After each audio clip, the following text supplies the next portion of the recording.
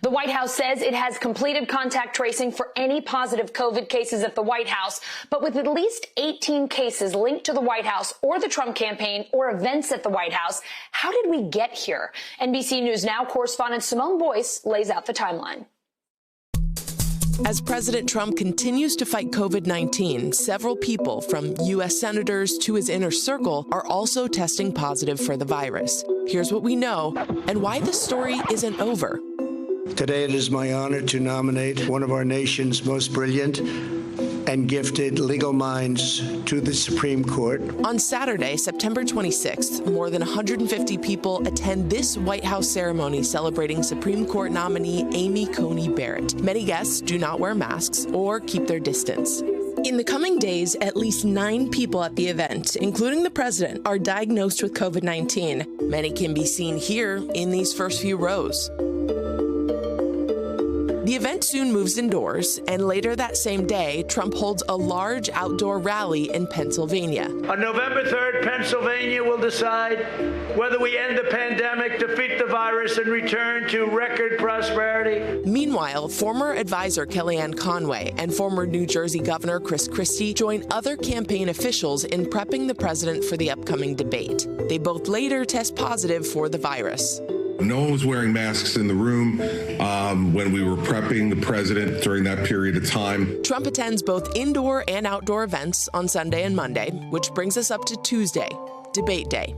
The Cleveland Clinic tests guests before the big night, but allows the campaigns to test their respective candidates and staff. And while face coverings are required for the audience, the Trump family removes their masks after sitting down. People in the hall did notice that while they were all wearing masks, including my wife and 4 of my children, that the first family did not wear masks. Then, during the debate, we hear this. I don't wear masks like him. Every time you see him, he's got a mask. He could be speaking 200 feet away from it. He shows up with the biggest mask I've ever seen.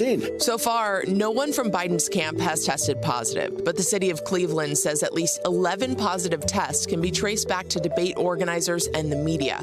We also know Trump team regulars like senior advisor Hope Hicks, campaign manager Bill Stepien, and personal assistant Nick Luna traveled with the president that night, just days before they test positive themselves. Meanwhile, back in Washington, Republican Senators Mike Lee and Tom Tillis, who also end up getting COVID-19, meet with Judge Barrett. The senators also participate in a closed-door GOP lunch, potentially spreading the virus to others in attendance. And on Wednesday, the president holds another outdoor rally in Minnesota with roughly 3,000 people. It's on this trip that Hope Hicks starts to feel sick, so she quarantines herself aboard Air Force One en route back to D.C. The next day, the White House learns Hicks has coronavirus as Trump leaves for a private fundraiser in Bedminster, New Jersey. What's the justification for having the president still go to Bedminster on Thursday and meet with donors? My understanding is that was a decision made by White House operations because he wasn't deemed to pose a threat. Now, it's worth noting here that the CDC says you should quarantine if you've been in close contact with someone who has COVID-19, and Hicks traveled with the president during the week.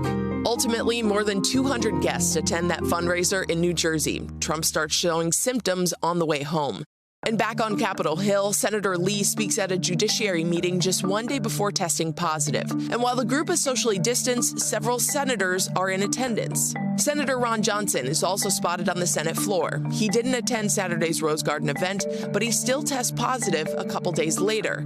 Then, that night, the president and first lady announced they have the coronavirus. Trump is transferred to Walter Reed less than 24 hours after his diagnosis. I'm going to Walter Reed Hospital. I think I'm doing very well, but we're going to make sure that things work out. We also learned 3 White House journalists and RNC chairwoman Ronna McDaniel also have COVID-19. And because 3 senators test positive, Majority Leader Mitch McConnell announces the Senate won't return for a couple of weeks, but notes Judge Barrett's confirmation hearing will still take place October 12th.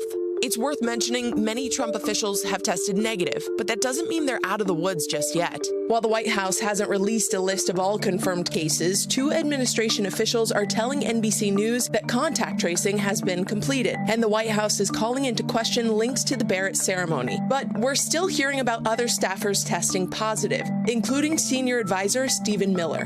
We'll be keeping a close eye on how this potential outbreak develops as the pandemic sends a stark reminder that no one is immune to this virus. Maybe I'm immune. I don't know. Not even the president.